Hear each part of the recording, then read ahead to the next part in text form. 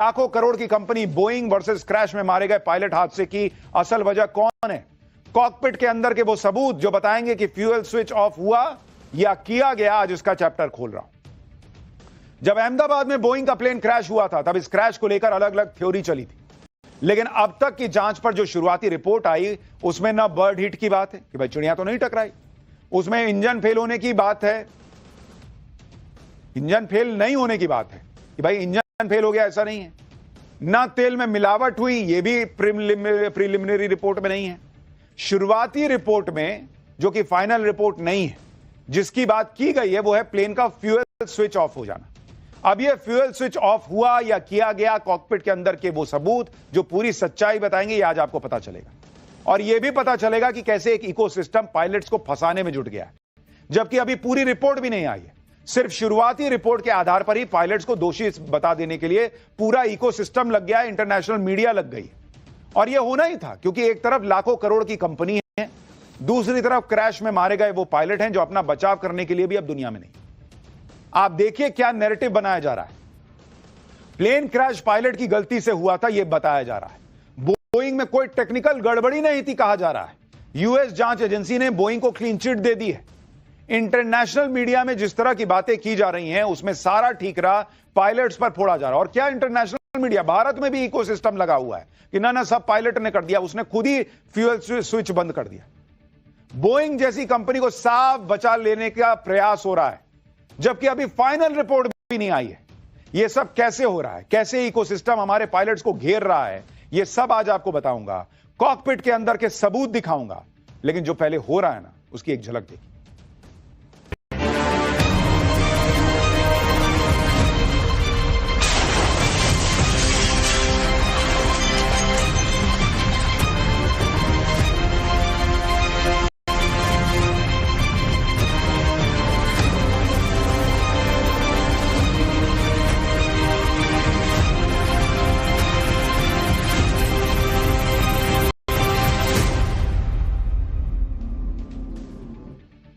Ahmedabad plane crash के बारे में आपको एक एक डिटेल आज बताऊंगा, लेकिन पहले आप ये देखिए कि इस प्लेन क्रैश की जांच भारत में हो रही है। और ये पहली बार है जब प्लेन क्रैश की जांच भारत में एयरक्राफ्ट एक्सीडेंट इन्वेस्टिगेशन ब्यूरो यानी AAIB कर रहा है।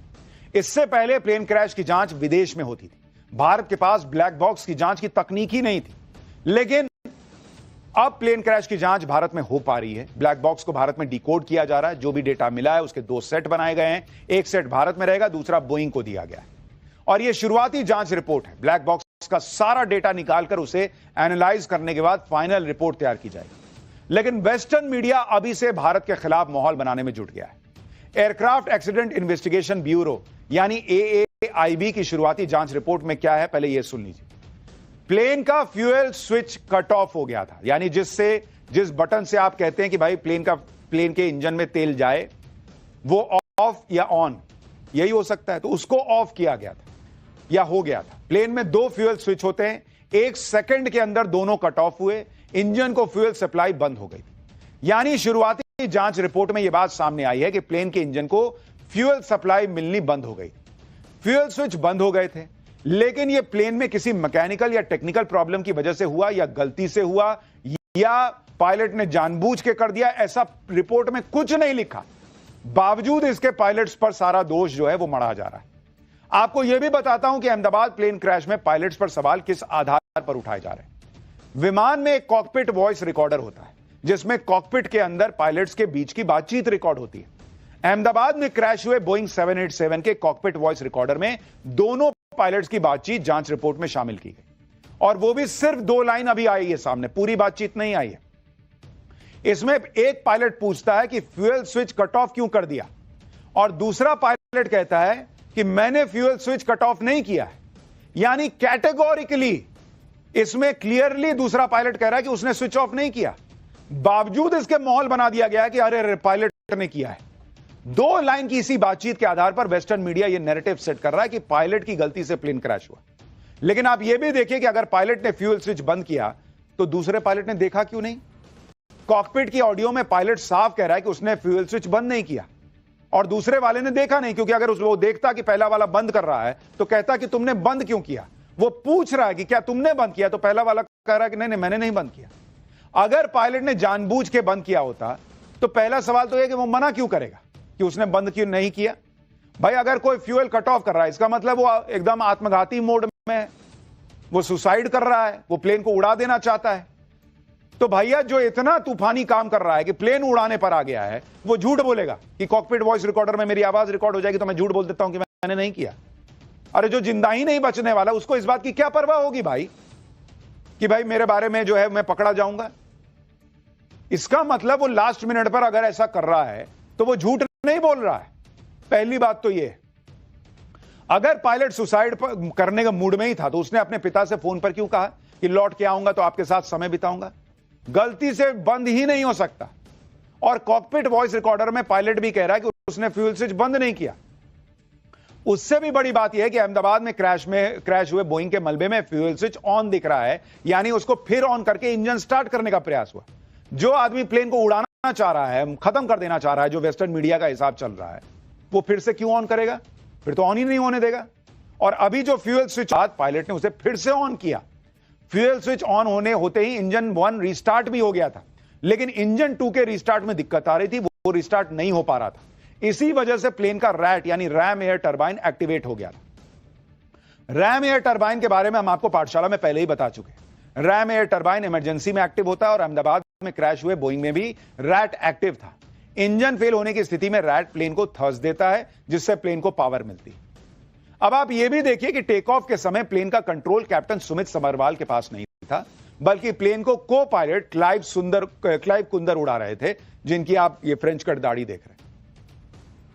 इसके आधार पर भी यह सवाल उठाया जा रहा है कि प्लेन को कैप्टन सुमित समरवाल क्यों नहीं उड़ा रहे थे। वो तो ज्यादा अनुभवी थे। उसकी वजह भी आपको बताता हूं। AAIB की रिपोर्ट के मुताबिक क्लाइव कुंदर पायलट फ्लाइंग थे, जबकि कैप्टन सुमित सबरवाल PIC यानी पायलट इन कमांड थे। कैप्टन सबरवाल प्लेन के टेक ऑफ को मॉनिटर कर रहे थे। फ्लाइट में PIC होने के लिए 3 कंडीशन पूरी करनी पड़ती है। पहला, 3000 घंटे फ्लाइंग का अनुभव होना, दूसरा बतौर PIC 1000 घंटे का अनुभव होना, और तीसरा जिस प्लेन को उड़ा रहे हैं उसमें बतौर PIC 300 घंटे का अनुभव होना। कैप्टन सबरवाल इन तीनों ही कंडीशन या मानकों को पूरा करते थे, इसलिए कैप्टन सबरवाल PIC थे, यानी वो सिर्फ देख रहे थे कि प्लेन ठीक से उड़ रहा है या नहीं, और को पायलट प्लेन को उड़ा रहे थे, जो कि सुमित समरवाल ने किसी नियम का उल्लंघन नहीं किया इसको साबित करता है, बल्कि नियमों के आधार पर ही कैप्टन समरवाल प्लेन को टेक ऑफ होते हुए मॉनिटर कर रहे थे और को पायलट क्लाइव कुंदर प्लेन उड़ा रहे थे। लेकिन चूंकि अहमदाबाद प्लेन क्रैश में बोइंग कंपनी का नाम है जिसका प्लेन क्रैश हुआ था, और बोइंग कोई छोटी मोटी कंपनी नहीं है, इसलिए यह नैरेटिव सामने आ रहा है कि पायलट की गलती से ही प्लेन क्रैश हुआ, जबकि फाइनल रिपोर्ट भी नहीं आई। अमेरिकी सरकार तो बोइंग को बचाने के लिए बिछ गई भाई। बोइंग जैसी कंपनी को छूना बड़ी बात है। लाखों करोड़ की वैल्यूएशन वाली कंपनी है, जिससे अमेरिकी सरकार को मोटा रेवेन्यू मिलता है। उसे बचाने के लिए अमेरिका में क्या किया जा रहा है वो भी आपको बताता हूं। अमेरिका की सरकारी एजेंसी फेडरल एविएशन एडमिनिस्ट्रेशन यानी FAA ने कह दिया है कि बोइंग प्लेन के फ्यूल स्विच लॉक एकदम सेफ हैं। बोइंग के अलग अलग विमानों में फ्यूल कंट्रोल स्विच का डिजाइन, लॉकिंग फीचर्स एक जैसे ही हैं। हम इसे खतरे की स्थिति नहीं मानते, जिसके लिए किसी भी बोइंग विमान के लिए एयरवर्दीनेस डायरेक्टिव देने की जरूरत पड़े। एयरवर्दीनेस डायरेक्टिव सरकारी नोटिस होता है जो किसी विमान में खराबी ठीक करने के लिए जारी किया जाता है। यानी अभी फाइनल रिपोर्ट भी नहीं आई और अमेरिकी सरकार भारत में जांच पूरी होने का इंतजार किए बिना बोइंग को क्लीन चिट दे रही। क्या यह बोइंग को बचाने की साजिश नहीं लगती आपको? यह गजब नहीं हो रहा है? आप यह भी देखिए कि जिस फ्यूल स्विच के बंद होने की बात की रिपोर्ट आई है, उसे खुद बोइंग 2 बार बदल चुका है। बोइंग का जो 787 ड्रीमलाइनर क्रैश हुआ था, उसी प्लेन का थ्रॉटल कंट्रोल मॉड्यूल 2 बार पहले बदला जा चुका है। थ्रॉटल कंट्रोल मॉड्यूल में ही फ्यूल स्विच लगा होता है। इसे पिछले 6 साल में 2 बार बदला जा चुका है। 2019 में बोइंग के निर्देश पर इसे बदला गया था। फिर 2023 में भी थ्रॉटल कंट्रोल मॉड्यूल को बदला गया, जिसमें वो स्विच होता है। यानी जिस फ्यूल स्विच के बंद होने की वजह से हादसा हुआ, उसका पूरा थ्रॉटल कंट्रोल मॉड्यूल 2 बार पहले ही बदला जा चुका है। यानी पहले भी कोई दिक्कत तो रही होगी, तभी ना चेंज किए कि हवा में चेंज कर दिए। तो जब पहले दिक्कत आ सकती तो अब दिक्कत क्यों नहीं आ सकती? इसकी गारंटी कैसे आप ले सकते हैं कि पायलट ने ही किया और खुद से गलती नहीं आई होगी? बोइंग कंपनी के विमानों में पहले भी खराबी आती रही, वो भी आपको याद दिलाता हूं। जनवरी 2013 में अमेरिका के बॉस्टन में बोइंग 787 में आग लग गई थी।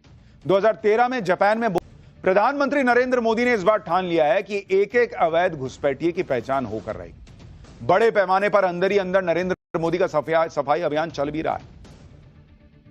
एक एक अवैध बांग्लादेशी, एक एक रोहिंग्या की पहचान करके भगाया जा रहा, देश से निकाला जा रहा है। दूसरी तरफ चुनाव आयोग ने भी अपना सफाई अभियान शुरू कर दिया है। चुनाव आयोग ने भी तय कर लिया है कि किसी गैर भारतीय को फर्जीवाड़ा करके वोट तो नहीं डालने देंगे, चाहे जिसको जितना हंगामा करना करे। वोटर लिस्ट की पूरी सफाई होगी और अगर कोई घुसपैठिया इसमें है तो उसे निकाला जाएगा। अभी तो बिहार का नंबर है, फिर पूरे देश का नंबर आएगा, लेकिन बिहार पर ही इतना बवाल हो रहा है कि बिहार में वोटर लिस्ट रिवीजन को लेकर इंडी गठबंधन ने आसमान सिर पर उठा रखा है। कभी नरेंद्र मोदी को कोसते हैं, कभी चुनाव आयोग को धमकाते हैं, कभी मीडिया के लिए अपमानजनक और अपशब्द बोलते हैं। ऐसा लगता है कि इंडी गठबंधन का मामला डिरेल हो गया है। वोटर लिस्ट रिवीजन तो चुनाव आयोग का अधिकार है, चुनाव आयोग इसे नहीं करेगा तो कौन करेगा? सुप्रीम कोर्ट तक ने कह दिया भाई कि जो चुनाव आयोग कर रहा है वो गैर संवैधानिक नहीं है, वो उसका अधिकार है। बावजूद इसके वोटर लिस्ट के रिवीजन को लेकर बड़ा बखेड़ा किया जा रहा है। राहुल गांधी, तेजस्वी यादव से लेकर ओवैसी तक सबने बवाल मचा रखा है। कल तक ये लोग वोटर लिस्ट रिवीजन पर सुप्रीम कोर्ट के फैसले को अपनी जीत बता रहे थे। 2 दिन बाद फिर से चुनाव आयोग को ये लोग कोसने लगे। अब इन्हें इस बात से दिक्कत हो रही है कि वोटर लिस्ट रिवीजन में विदेशी घुसपैठियों का पता लगने की बातें क्यों की जा रही हैं, क्योंकि खबरें ये आ रही है कि बिहार में वोटर लिस्ट की गहन जांच में ऐसे ऐसे लोग भी मिल रहे हैं जिनका कनेक्शन नेपाल से, बांग्लादेश से या म्यांमार जैसे देश से। ऐसे कितने घुसपैठिए वोटर लिस्ट में आ चुके हैं, ये तो वोटर लिस्ट के रिवीजन की पूरी प्रक्रिया के बाद ही सामने आएगा। लेकिन इस पर चुनाव आयोग को उल्टा सीधा बोलने वालों की लाइन लग गई। तेजस्वी यादव, ओवैसी, पप्पू यादव सबने मोर्चा खोल दिया। इसमें तेजस्वी यादव तो एक कदम आगे ही निकल गए। तेजस्वी यादव चुनाव आयोग के सूत्रों से हुए खुलासे पर अभद्र भाषा बोलने लगे। असदुद्दीन ओवैसी चुनाव आयोग को चैलेंज देने लगे। पप्पू यादव चुनाव आयोग को धृतराष्ट्र कहने लग गए। आप सोचिए, अभी लिस्ट आई भी नहीं है, अभी सिर्फ सूत्रों के हवाले से खबर आई है कि इसमें बांग्लादेशी भी मिल रहे हैं, नेपाली भी मिल रहे हैं, म्यांमार के लोग मिल रहे हैं। उसी में लोग हड़बड़ा गए। क्यों भाई, आपको क्या दिक्कत है? चुनाव आयोग के खिलाफ इतना गुस्सा क्यों भड़क रहा है? उसकी वजह भी समझ लीजिए। दरअसल बिहार में चुनाव आयोग से जुड़े BLO, बूथ लेवल ऑफिसर, घर घर जाकर वोटर लिस्ट बना रहे हैं, लोगों से फॉर्म भरने को दे रहे हैं, अपनी नागरिकता साबित करने के लिए कुछ दस्तावेज होते हैं वो मांग रहे हैं। और बिहार में यह चेकिंग कई दिनों से चल रही है। इसी चेकिंग के दौरान यह बड़ा खुलासा हुआ है। चुनाव आयोग के सूत्रों से जानकारी बाहर आई कि बिहार में बड़े पैमाने पर विदेशी नागरिक पकड़े जा रहे हैं। चेकिंग के दौरान नेपाल, बांग्लादेश और म्यांमार के लोग मिल रहे हैं। ऐसा भी दावा है कि इन कथित विदेशी नागरिकों के पास आधार कार्ड भी मिला है, राशन कार्ड भी मिला है। अब बताइए बॉस, हालांकि इन कथित विदेशी नागरिकों की जांच अभी नहीं होगी, इनकी जांच 1 अगस्त के बाद होगी। 1 अगस्त के बाद इन्हें अपना पक्ष रखने का भी पूरा मौका दिया जाएगा। अब ये कथित विदेशी नागरिक या घुसपैठिए कौन है, कितनी संख्या में है, यह अभी क्लियर नहीं हो पाया। लेकिन चुनाव आयोग की जांच में जो पता चला उससे इंडी गठबंधन भड़क गया, क्योंकि इंडी गठबंधन को यही माहौल बना रहा था कि बिहार में ऐसा अभियान चलाने की जरूरत ही क्यों है। लेकिन अगर बड़े पैमाने पर बिहार में घुसपैठिए डेरा डाल रहे हैं तो फिर चुनाव आयोग का अभियान सही लग रहा है, और शायद इसी वजह से इंडी गठबंधन के नेता गुस्से में। बिहार में तेजस्वी कैसे विवादित भाषा बोल रहे हैं, ओवैसी क्या कह रहे हैं, चुनाव आयोग के सूत्रों से जो खबर आई उसमें कितनी सच्चाई है, एक एक घर में कितने कितने वोटर निकल जा रहे हैं, क्या ये ऑपरेशन क्लीन जो है वो हर बांग्लादेशी घुसपैठिए को, हर रोहिंग्या को बाहर कर पा रहा है, सब कुछ आज आपको बताऊंगा। लेकिन पहले जो हो रहा है उसकी एक झलक देखिए।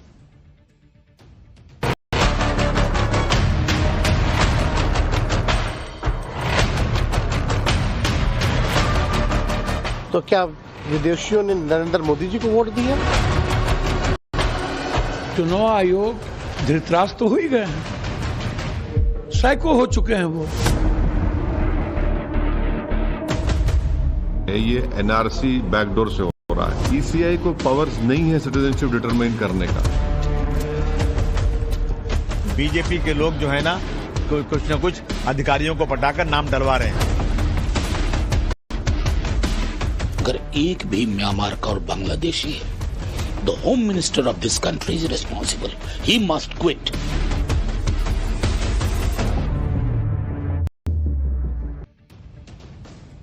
आप सोचिए किस लेवल का बवाल मचा हुआ है, और यह तब मचा है जब अभी वोटर लिस्ट का ड्राफ्ट भी बाहर नहीं आया है।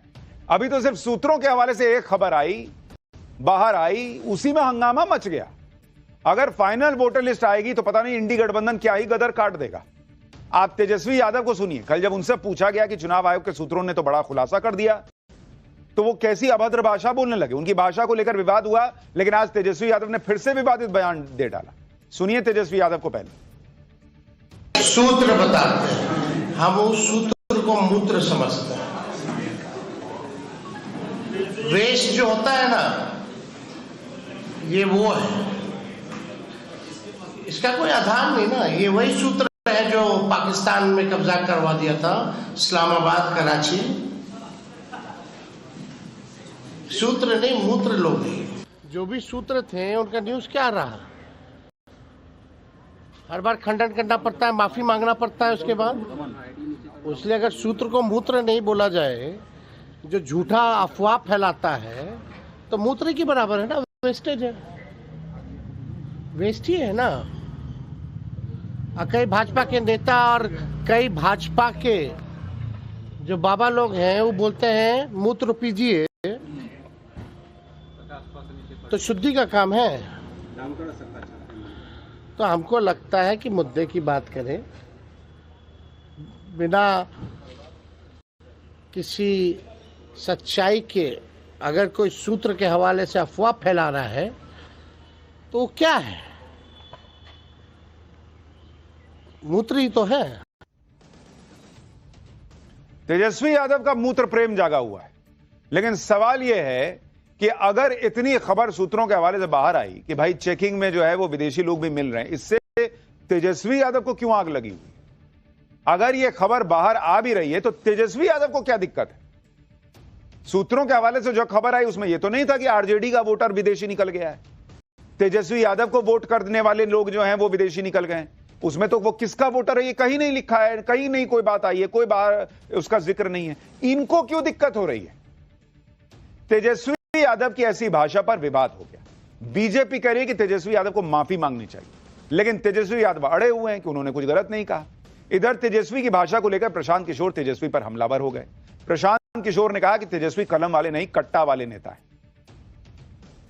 तेजस्वी जी जिन शब्दों का प्रयोग करते हैं वो दिखाता है कि उनका संस्कार क्या है, उनकी संस्कृति क्या है, उनका बैकग्राउंड क्या है। तेजस्वी जी से आप लोग इससे बेहतर भाषा का अपेक्षा मत रखिए। ये वही लोग हैं, किसी ने मुझे कहा कि तेजस्वी यादव अपने एक कार्यक्रम में युवा संसद बुलाए थे, उसमें कलम बांट रहे थे, तो मैंने उनको याद दिलाया कि तेजस्वी यादव कलम वाले नहीं, कट्टा वाले नेता हैं। तेजस्वी यादव ऐसी भाषा बोलकर अपने विरोधियों को फिर उस बात को बोलने का मौका देते हैं कि वो 9वीं फेल है, क्योंकि पढ़े लिखे व्यक्ति से इस तरह की भाषा की उम्मीद नहीं की जाती। तेजस्वी यादव का यह गुस्सा देखकर लोग पूछ रहे हैं कि ऐसा क्या ही हो गया कि तेजस्वी यादव इतना भड़के हुए हैं। चुनाव आयोग के सूत्र तो घुसपैठियों के होने की बात को सामने रख रहे हैं, उससे इतना क्यों भड़क गए तेजस्वी यादव? ऐसा गुस्सा देखकर तो बीजेपी के वो आरोप सही साबित होते लग रहे हैं कि इंडी गठबंधन ने घुसपैठियों को अपना वोटर बनाया हुआ है, इसलिए वो बिहार में वोटर लिस्ट रिवीजन से डरा हुआ है। नहीं तो वोटर लिस्ट में घुसपैठियों का नाम कटने से तो हर पार्टी को खुश होना चाहिए, उनको तो बोलना चाहिए कि हां सूत्र सही कह रहे हैं, ये बीजेपी का वोटर होगा। बोलते आग जिसको लगी उसी से पता चल गया कि भैया ये किधर का मामला है, क्योंकि वोट का अधिकार तो सिर्फ भारतीय नागरिक को है, यह हक किसी और को नहीं दिया जा सकता। लेकिन तेजस्वी यादव अपना अलग तर्क दे रहे हैं। तेजस्वी यादव का कहना है कि 7 करोड़ 90 लाख वोटर में 1% वोटर भी छूट जाए और दस्तावेज नहीं दे पाए तो क्या होगा? अगर 1% वोटर का नाम कटा तो 7,90,000 मतदाताओं का नाम कट जाएगा।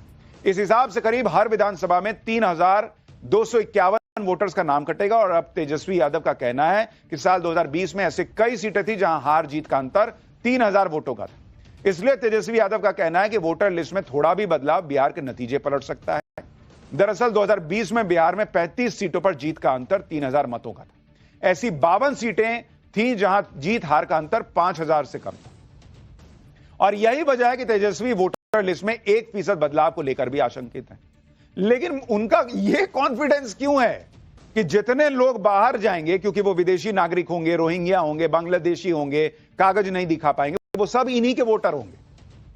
भाई 1% हो सकता है बीजेपी का वोट चला जाए और आप जीत जाइए, ये क्यों नहीं हो सकता? इतना कॉन्फिडेंस कैसे है कि इन्हीं का वोटर विदेशी निकलेगा? उन्हें लग रहा है कि जैसे 1% वोटर भी छट गया तो उनको नुकसान हो जाएगा। और इतना 7 करोड़ 90 लाख, 7 करोड़ 90 लाख, अरे भैया 7 करोड़ 90 लाख वोटर है। वोटिंग बिहार में 50% 60% ही होती, 40% तो ऐसे ही वोट नहीं डालने आते हैं। तो 1% के लिए इतना गुस्सा आना, इतना हंगामा करना, क्या मतलब है उसका? तेजस्वी यादव चुनाव आयोग पर अपनी भड़ास निकाल रहे हैं। दूसरी तरफ असदुद्दीन ओवैसी भी चुनाव आयोग को चैलेंज देने में लग गए। ओवैसी का कहना है कि चुनाव आयोग के पास तो नागरिकता तय करने की पावर ही नहीं है।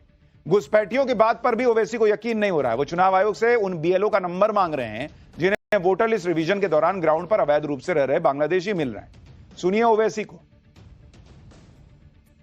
ईसीआई को किसने पावर्स या डिटरमाइन करने के लिए कोई सिटीजन है या नहीं है।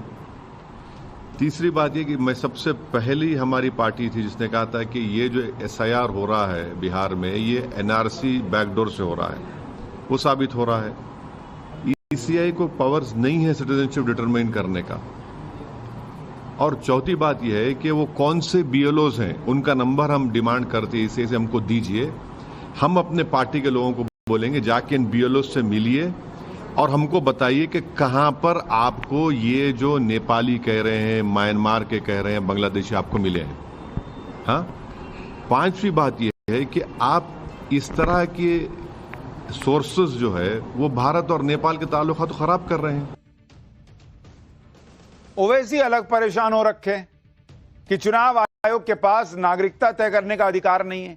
नागरिकता थोड़ी तय कर रहा है चुनाव आयोग, वो तो चेक कर रहा है कि भाई नागरिक हैं, इसका कागज दिखाइए।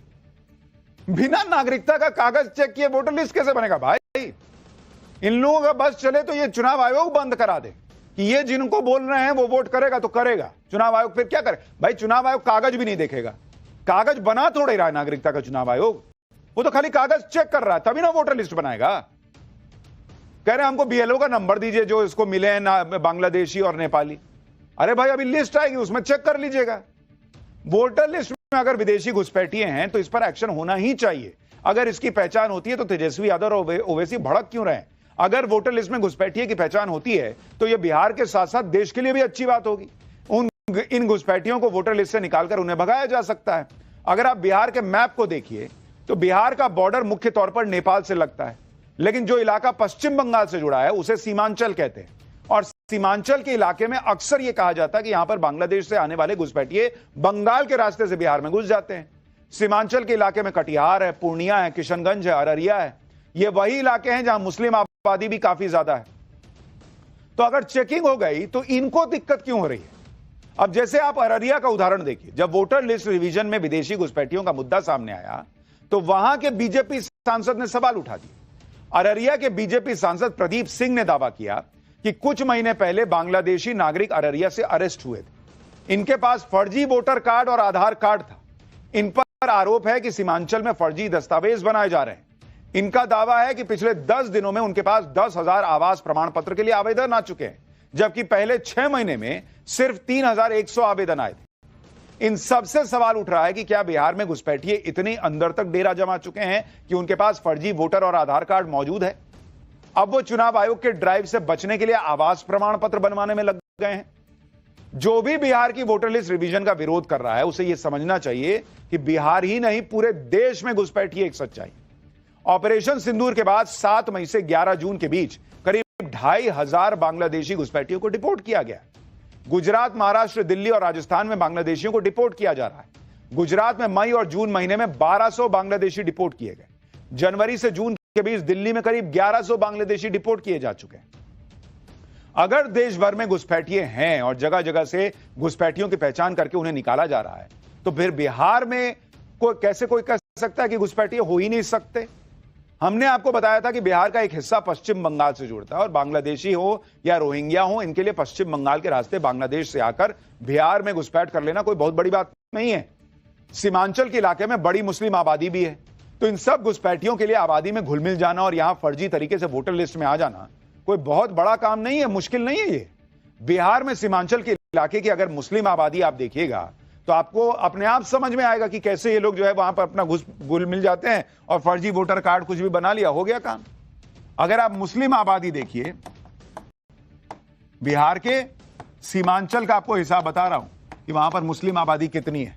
जैसे आप किशनगंज का इलाका देखिए, किशनगंज में 68%, 68% मुस्लिम आबादी है। इसी तरह से पूर्णिया देखिए, पूर्णिया में 39% मुस्लिम आबादी। अब कोई बांग्लादेशी आकर, रोहिंग्या आकर यहां घुस जाएगा, पहचान पाइएगा आप। अररिया में जो है मुस्लिम आबादी वो करीब 43% है, 43%। और इसी तरीके से कटिहार, यहां 45% मुस्लिम आबादी, और ये सारा सीमांचल का इलाका आपको बता रहा हूं। इसलिए वोटर लिस्ट से एक एक वोटर को चेक किया जा रहा है, जिससे वोटर लिस्ट में अगर कोई विदेशी व्यक्ति आ गया है, फर्जी आधार कार्ड, वोटर कार्ड बनाए हुए, तो उसको बाहर किया जाए। लेकिन इंडी गठबंधन एकदम उखड़ा हुआ है कि इस तरह से वोटर लिस्ट क्यों चेक कर रहे हैं। नरेंद्र मोदी और अमित शाह तो घुसपैठियों की पहचान करके उन्हें भगाने का काम ऑलरेडी कर रहे हैं। इंडी गठबंधन उल्टी ही बात कर रहा है कि अगर बिहार के वोटर लिस्ट में घुसपैठिए हैं तो अमित शाह को इस्तीफा देना चाहिए। सुनिए आरजेडी के मनोज झा को। वो अमित शाह पे इशारा कर रहे हैं। संतोष मांझी जी का बयान सीधे गृह मंत्री को चैलेंज है कि गृह मंत्री जी आपसे नहीं हो पाया, इस्तीफा दे दो। अब ये सूत्र कौन है? उत्पात मचाने के लिए, नफरत के बीज बोने के लिए किसने ड्राफ्ट देखा, किसने वेरीफाई किया है? अगर एक भी म्यांमार का और बांग्लादेशी है, the home minister of this country is responsible, he must quit. अगर इस देश में एक भी रोहिंग्या और बांग्लादेशी है तो देश के गृह मंत्री को इस्तीफा दे देना चाहिए। काहे भाई? अगर वो ये कह रहे होते कि नहीं कोई वेरिफिकेशन नहीं होगा, कोई बांग्लादेशी रोहिंग्या बाहर नहीं जाएगा, तब उनका इस्तीफा मांगते तो समझ में आता। वो आदमी सफाई करा रहा है। आपने देखा गुजरात में, मैंने आपको तस्वीरें दिखाई थी कैसे जो है वो बांग्लादेशी और रोहिंग्या बाहर किए गए। वो आदमी, जो आदमी सफाई करा रहा है वो इस्तीफा दे। और जो लोग छाती पीट रहे हैं कि नहीं नहीं चेक नहीं होगा, कोई आधार कार्ड ले लो और काम करो, खत्म करो, कोई बांग्लादेशी नहीं है, कोई रोहिंग्या नहीं है, वो लोग कुर्सी पे बैठेंगे। इंडी गठबंधन वाले इस तरह से बातें कर रहे हैं जैसे बिहार में घुसपैठिए है ही नहीं। और घुसपैठिए वाली जो बात कही जा रही है वो हवाबाजी है। कोई हवाबाजी नहीं है बॉस। घुसपैठिए इस देश की सच्चाई है। वोटर लिस्ट में फर्जीवाड़ा इस देश की सच्चाई है। आप मध्य प्रदेश का केस देख लीजिए। मध्य प्रदेश में वोटर लिस्ट के सॉफ्टवेयर में कई पते ऐसे आए, एड्रेस ऐसे आए, जहां पर एक ही एड्रेस में 50 से अधिक वोटर दिख रहे हैं। चुनाव आयोग ने ऐसे मामलों की जांच करने और वोटर वेरिफिकेशन के निर्देश दिए। कुछ लोग कह रहे हैं कि यह फर्जीवाड़ा नहीं है क्योंकि संयुक्त परिवार हो सकता है, ज्वाइंट फैमिली, जिसमें 50-50 लोग हैं। कौन सी ज्वाइंट फैमिली चल रही है बॉस? 50-50 लोग वाली कौन सा ऐसा ज्वाइंट फैमिली चल रहा है? एक ही घर में 50-50 वोटर हैं और एक घर नहीं है।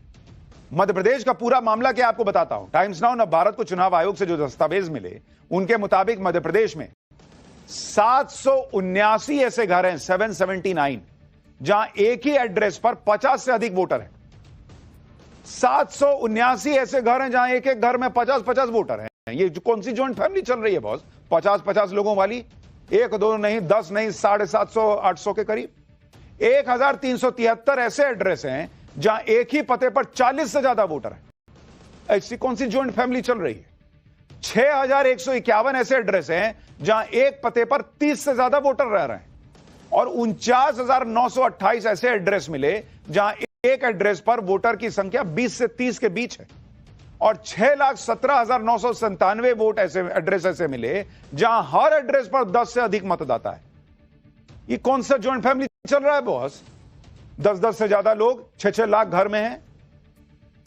इसमें ज्यादातर पते चंबल और ग्वालियर इलाके के। चुनाव आयोग की अब ग्राउंड पर उतरकर इन पतों की जांच की जाए, कहने की बात है। और अगर गड़बड़ी मिली तो नाम काटे जाएंगे। और ज्वाइंट फैमिली में रह रहा है तो चुनाव आयोग चेक कर लेगा तो क्या दिखाइए कि बाहर मामा, फूफा, चाचा साहब हम लोग साथे रह रहे हैं। ऐसी ऐसी चीजें मिल रही हैं। ये लोग कहते हैं कि चुनाव आयोग कुछ नहीं करे, आंख मूंद के बैठ जाए, वोट देने दे।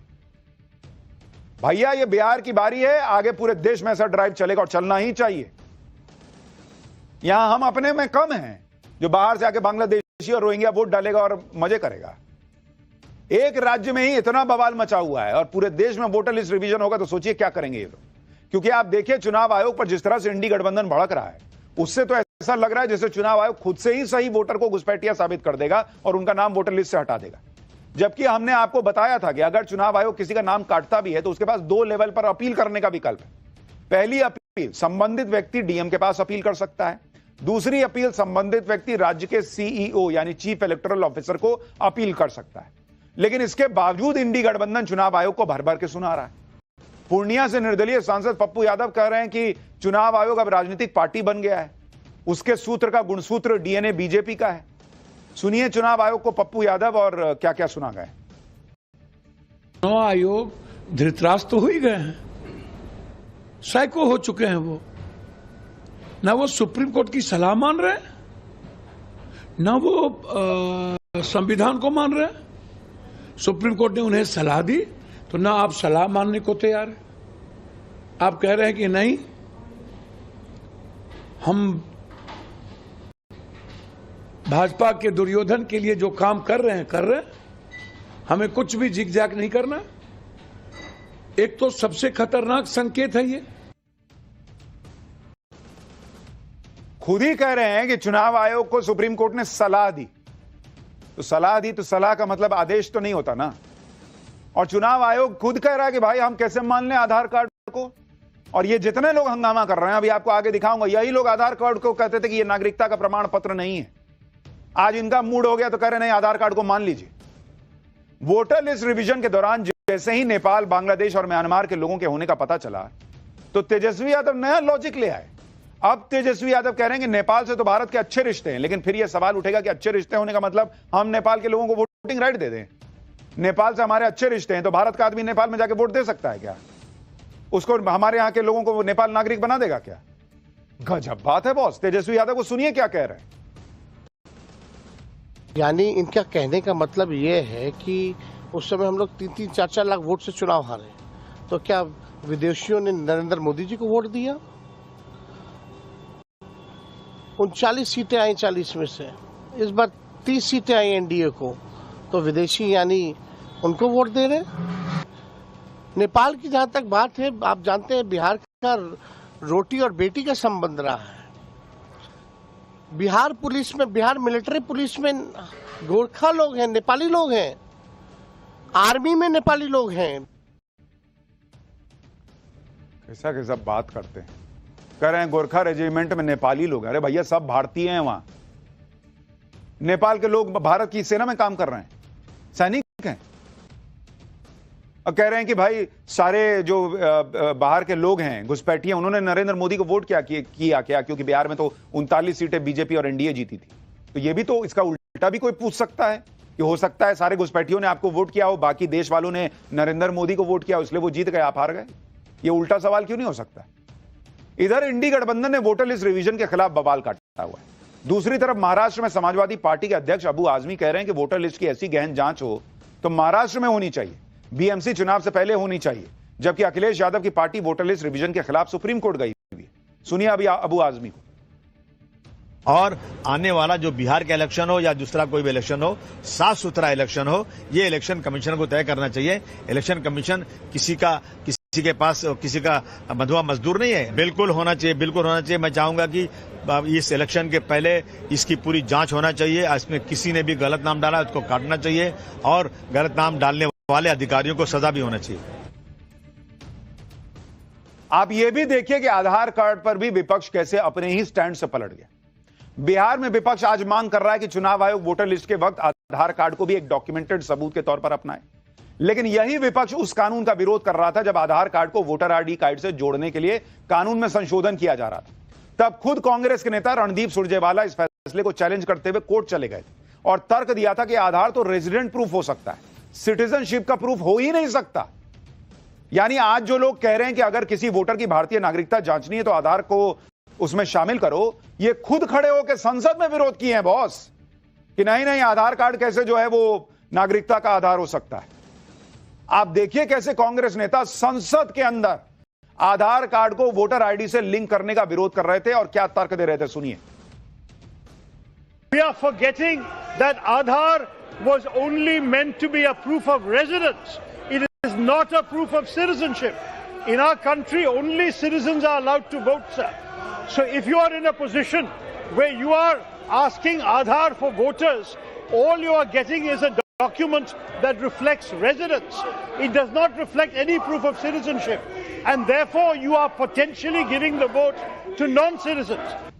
Aadhaar Act does not allow for the linking of the Aadhaar number to the electoral roll.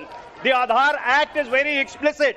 It is an act which is for the targeted delivery of financial and other subsidies, benefits and services. Voting is a legal right.